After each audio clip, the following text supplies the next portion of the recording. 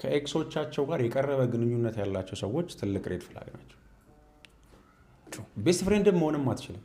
የቀረበ ግንኙነት ነው። ይሄ ቅርርብ ከኤክስህ ጋር መደዋወል፣ ቼክ መደራረግ፣ የሆነ ነገር እንኳን አደረሰሽ ሃፒ በርዝዴይ ምናምን ማያስፈልግም። ኢት ሉክስ ኖርማል ግን በጣም አደገኛ። በቦታው ያለ ሰው ሃንድል የሚያደርገው ይመስለዋል። ብዙ ሰው ቺት ሲያደርግ መጀመሪያ ቺት የሚያደርገው ወይ ከቤስት ፍሬንዱ ጋር ነው ወይ ከኤክሱ ጋር ነው። ይሄን ታውቃለህ። አንኖን ሰው አይደለም።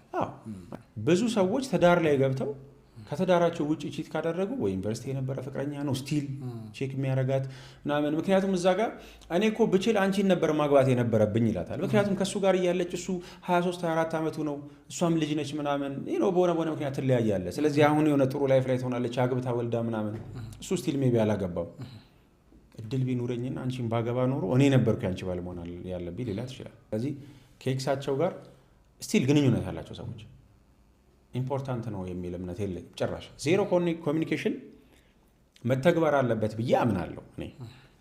መጥፎ ሁን አይደለም፣ ለኤክስህ ጥሩ ነገር ይኖር ምንም ችግር የለውም። አትሊስት የሆነ ቀን ሰው ሪሌሽንሽፕ ውስጥ ነው ማለት አብሮ ያለው ሰው ላይ ራሱን አምኖ 100% ጥሏል ማለት ነው። በቃ ራስን አምነ ጥለህ የኖርክባትን ልጅ እንደ ጠላት እይ ማለት ሳይሆን፣ በምንም አይነት ምክንያት ብትለያይ እንደ ጠላት እይ ማለት ሳይሆን፣ ግን ወዳጅ ግን መሆን አትችልም።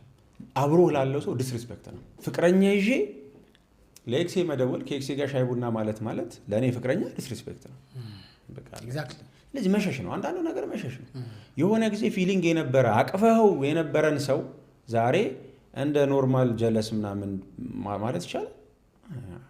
በፍጹም አይቻልም። የሆነ ሰዓት ይቀሰቅስባል።